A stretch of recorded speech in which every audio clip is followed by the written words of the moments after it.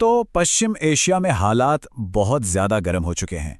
America और Iran के बीच धमकियों का जो दौर चल रहा है वो अब एक ऐसे मोड़ पर आ गया है जहां एक ज़रा सी चूक एक बहुत बड़ी जंग की वजह बन सकती है। और इस बार दांव पर जो लगा है उस पर यकीन करना भी मुश्किल है। बात यहां तक आ पहुंची है कि पिछले 20 सालों में जो कभी नहीं हुआ वो अब हो गया है। अमेरिका का एक फाइटर जेट दुश्मन के इलाके में मार गिराया गया है। और ये कोई छोटी मोटी बात नहीं है। इस एक घटना ने पूरे खेल के नियम ही पलट कर रख दिए हैं। तो सबसे बड़ा सवाल यही उठता है कि आखिर ये हुआ कैसे। दुनिया की सबसे बड़ी मिलिट्री पावर, जिसकी टेक्नोलॉजी का कोई मुकाबला नहीं, उसके सबसे एडवांस्ड जेट को गिराने में ईरान आखिर कामयाब हुआ तो हुआ कैसे। चलिए इसी पहेली को सुलझाने की कोशिश करते हैं। लेकिन ये जेट कोई अचानक से नहीं गिरा।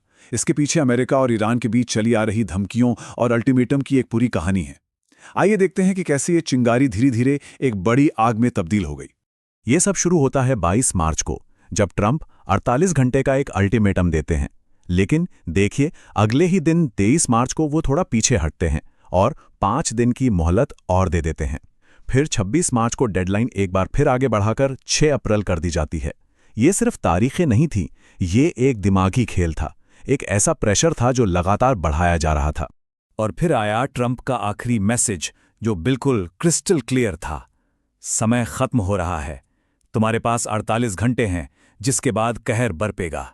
ये सिर्फ खोखले शब्द नहीं थे, ये एक खुली चेतावनी थी कि अब कुछ बहुत बड़ा होने वाला है। तो अब आते हैं इस कहानी के सबसे दिलचस्प हिस्से पर।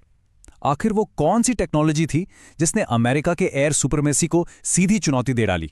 देखिए, अमेरिका के जो फाइटर जेट्स होते हैं उनमें एक खास चीज होती है, स्टेल्थ टेक्नोलॉजी। इसका सीधा सा मतलब है कि वो रडार की पकड़ में नहीं आते। रडार क्या करता है? वो तरंगे भेजता है जो विमान से टकराकर वापस आती हैं और उसका पता चल जाता है। लेकिन ये स्टेल्थ विमान इतने खास तरीके से बने होते हैं कि वो इन तरंगों को या तो सोख लेते हैं या फिर किसी और दिशा में मोड़ देते हैं। नतीजा, रडार के लिए वो लगभग अदृश्य हो जाते हैं। तो सवाल फिर वही है, अगर रडार देख नहीं सकता तो ईरान ने उसे पकड़ा कैसे?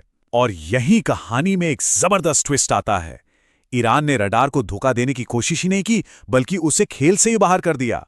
उन्होंने इस्तेमाल की इंफ्रारेड यानी कि हीट सेंसिंग टेक्नोलॉजी।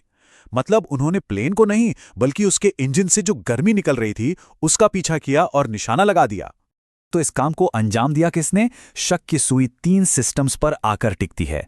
पहला, ईरान का अपना होम ग्रोन मजीद सिस्टम जो गर्मी का पीछा करता है। दूसरा, रूस का वर्बा सिस्टम जो इतना छोटा और पोर्टेबल है कि उसे कंधे पर रखकर भी फायर किया जा सकता है। और तीसरा है चीन का बेहद एडवांस्ड HQ-9B सिस्टम। इन तीनों में से ही कोई एक इस बड़ी कामयाबी का जिम्मेदार हो सकता है। जेट के गिरते ही जमीन पर तो एक जंग खत्म हुई, लेकिन आसमान में एक और हाई स्टेक्स ड्रामा शुरू हो चुका था। ये मिशन था दुश्मन के इलाके में फंसे अपने अमेरिकी पायलटों को बचाने का। जरा सोचिए उस सिचुएशन को। 2 अमेरिकी पायलट दुश्मन की जमीन पर फंसे हुए हैं। उन्हें बचाने के लिए अमेरिका ने अपनी पूरी ताकत झोंक दी। इस कोशिश में उनके 2 रेस्क्यू हेलीकॉप्टर तक डैमेज हो गए। और दूसरी तरफ ईरान ने उन पायलटों को पकड़ने वाले के लिए इनाम का ऐलान कर दिया। हालात इतने ज्यादा नाजुक थे कि अमेरिका को उस पूरे इलाके की सैटेलाइट तस्वीरों पर ब्लैकआउट की रिक्वेस्ट करनी पड़ी, ताकि दुनिया को उसके नुकसान का पूरा अंदाजा ही न लग पाए। लेकिन ये कहानी सिर्फ एक विमान और 2 पायलटों की नहीं है। ये घटना तो उस बड़े जियोपॉलिटिकल टकराव का एक छोटा सा हिस्सा भर है, जो पूरे मिडल ईस्ट को एक विनाशकारी जंग के मुहाने पर ले आया है। सिचुएशन एक डिप्लोमैटिक डेडलॉक पर थी। एक तरफ अमेरिका की खुली धमकी थी, हॉर्मुज का रास्ता फौरन खोलो वरना अंजाम बहुत बुरा होगा। तो दूसरी तरफ ईरान का बेखौफ जवाब था, हम कोई अल्टीमेटम नहीं मानते और हां, हमारे पास एक बड़ा सरप्राइज भी तैयार है। अब मैं आपको एक नंबर बताता हूं जो शायद आपको चौंका देगा। 4। हाँ, 4 बार। पिछले सिर्फ 1 महीने के अंदर ईरान के बुशैर न्यूक्लियर पावर प्लांट पर 4 बार हमले हो चुके हैं।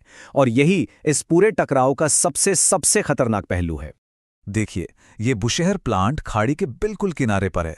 इसका मतलब ये है कि अगर यहाँ जरा भी कोई हादसा हुआ और रेडिएशन लीक हो गया तो इसका असर सिर्फ ईरान पर नहीं, बल्कि कुवैत, बहरीन, कतर और यूएई जैसे देशों तक पहुंचेगा।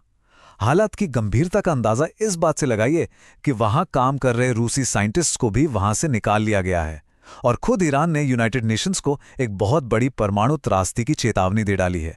तो 48 घंटे की डेडलाइन खत्म हो चुकी है। एक तरफ अमेरिका की धमकियां हैं, दूसरी तरफ ईरान के सरप्राइज का वादा, और इन सब के बीच एक परमाणु तबाही का खतरा लगातार बढ़ता जा रहा है। सवाल अब भी वही है, आगे क्या होगा? क्या दुनिया एक और बड़ी जंग की आग में झुलसने वाली है?